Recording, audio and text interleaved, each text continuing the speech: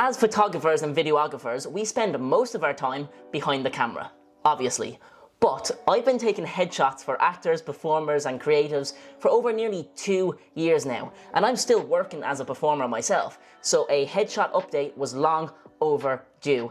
Now, I have a job coming up which required a new up-to-date headshot, and also, which arrived in the studio yesterday, was a new purple backdrop. So this was the perfect opportunity to update my headshots and also test out the new purple backdrop. So, with that being said, let's get right into it and cut back to yesterday when I did exactly that.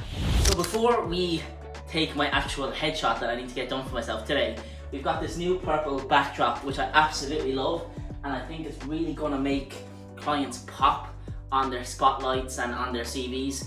So I think it's a really nice color, but as you can see, it's like wrinkled all over from being folded and delivered.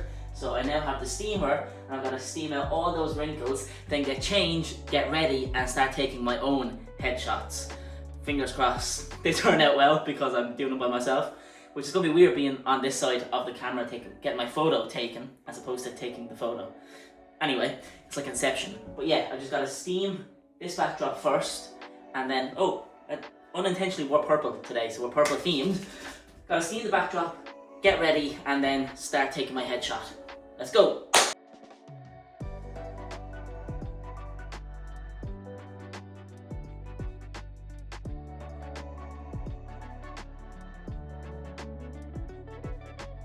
One thing I will say about steaming your backdrops, it does take a lot of time and patience, but it's so worth it. It just brings your backdrops back to life.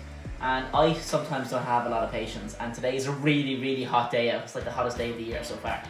And steaming is not the one, but it's gonna be so worth it. I actually need to steam all my backdrops, but today I'm just doing the purple one as I need to do my own headshot. So yeah, I do need to actually go back and steam every other backdrop. But we'll get the purple one done for now, and it's actually starting to come out really well, so let's crack on. Now, photography and videography can be expensive, but you can save yourself some money. Instead of buying paper backdrops that cost an absolute fortune, you can buy yourself some microfiber backdrops, like this one here in my video, the purple one. You can buy this on Amazon for just €33, and in my opinion, that's a pretty good deal. I actually need to kind of give you guys an update, or like a studio tour. Well, it's literally only a room, but, and you see it all in most videos, but I'll kind of show you what I've done.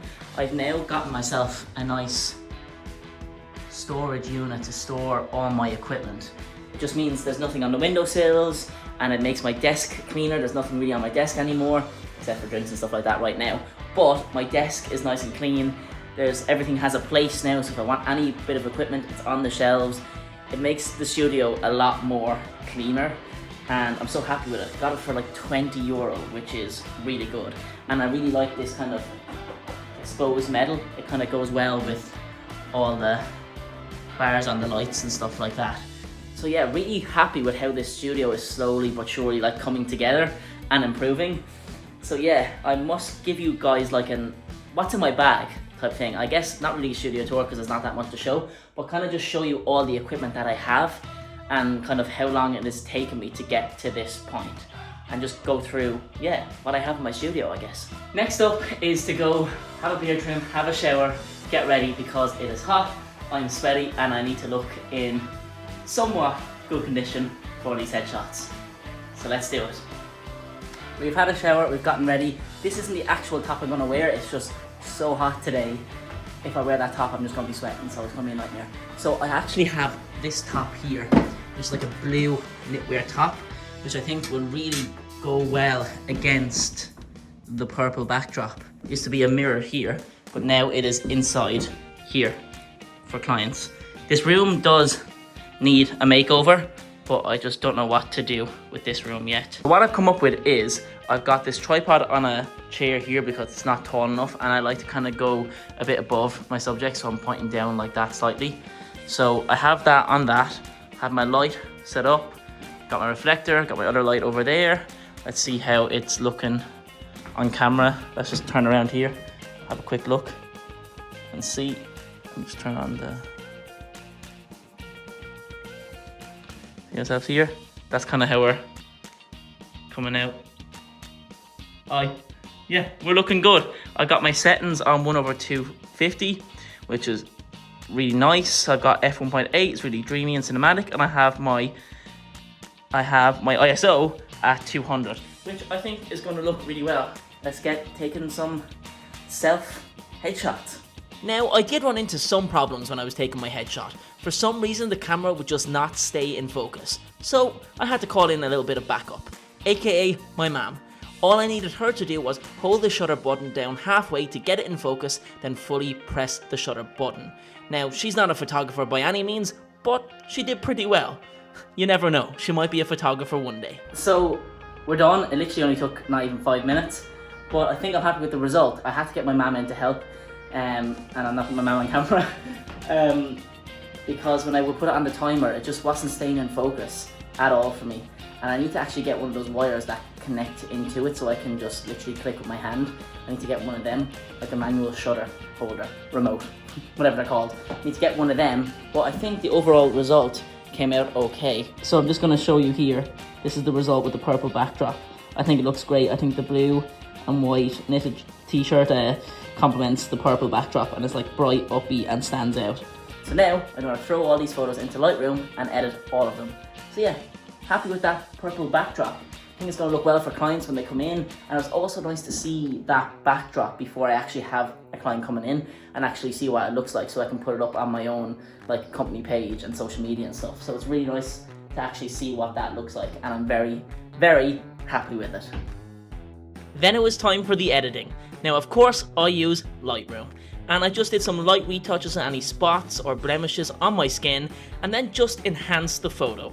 I know, I'm no model, I do need a bit of a miracle, but we still kept it natural, and I think the results speak for themselves.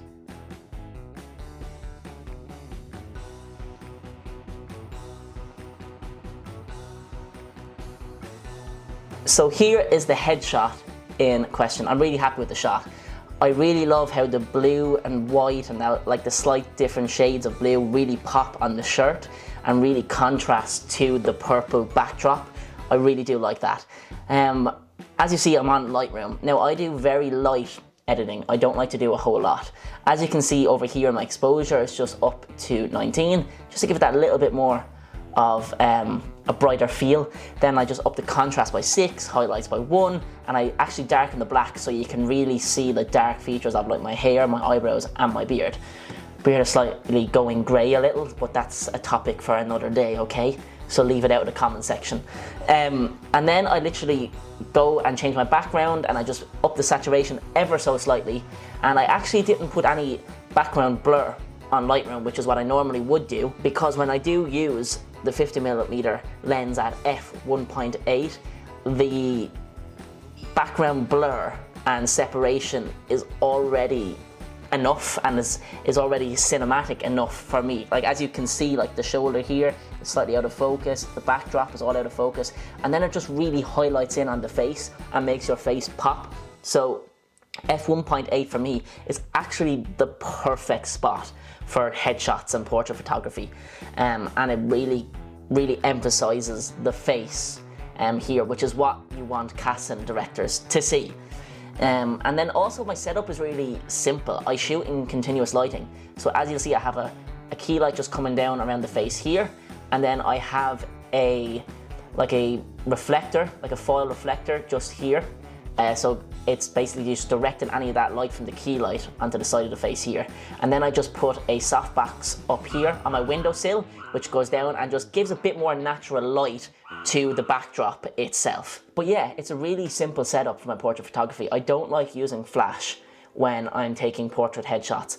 I think it actually disrupts the flow of the headshot session. I think flash is required for certain types of shoots, but with portrait photography, I really like to chat to my clients, get to know them, and sometimes when they're in their most natural position and when I'm chatting to them, I keep taking headshots as I go. Now, the biggest challenge for me with this of taking my own headshot was my camera for some reason wouldn't stay in focus on the timer. Now, I do need to get one of those remotes where I can actually press that and that takes the photo for me, and like a shutter remote.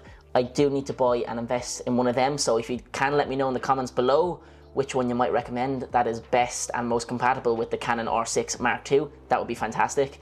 Yeah, I do need to buy one of them. So what I did have to do, as you've already seen, bring my mum in and for her to hold on the shutter halfway to get it in focus, then fully press it. So that is something I need to work on. But I very rarely take my own headshot. But I'm very happy with this. I think the purple is a really nice, rich, deep color, and it works so well for headshots and really makes you pop. Using the lens at 50mm f1.8 really gets you that fantastic separation to the backdrop, and that depth of field is really creamy and cinematic, and I love it. So yeah, overall I film in continuous lighting. It's literally 2 lights and a reflector, and it's pretty simple setup. But overall, I'm very happy with the result. Thank you so much for watching this video. If you haven't already, please subscribe to the channel. It's free, it costs you nothing, and I'm on the road to 1K subs. I am trying my best to upload every Thursday at 6 p.m, put out shorts, put out stuff on my social media. I'm working my absolute hardest to try get to 1K subs on YouTube. So if you haven't already, please subscribe to the channel. I'll be eternally grateful. And if you're new here, welcome to the channel and welcome to the family. I hope you enjoyed this little insight into portrait photography or taking your own headshot. I will be uploading a full portrait headshot session. It's in the next coming weeks of somebody in the seat and me on the camera, and I'm going through my settings in depth and why I do what I do to get the results that I want. So that video is coming very soon, so make sure if you haven't already subscribed to the channel for that. That's everything, I think. So I will see you next Thursday, 6 p.m, for another YouTube video. Good luck.